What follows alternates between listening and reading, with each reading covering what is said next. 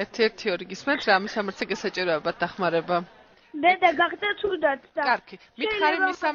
მითხარი მისამართი თბილისიდან ეკავთურთ რაიონიდან. მეტრომშენში ნომერი 88 ნომერი კორპუსია თუ კერძო სახლია? კორპუსია მეორე სართულზე ვარ. ბინის ნომერი ხომ არ იცი? ბინას არ აქვს ნომერი 88 ნომერში ვარ. კორპუსში ხომ? კარგი. დახვდებით ხომ ექიმებს რომ მოვლენ? კი. კარგი. სახელი გვარი მითხარი? დედასი თუ ჩემი? შენი სახელი გვარი? ელადობაში როგორ მიწერია? არ აქვს მნიშვნელობა, სახელი გვარი მითხარი?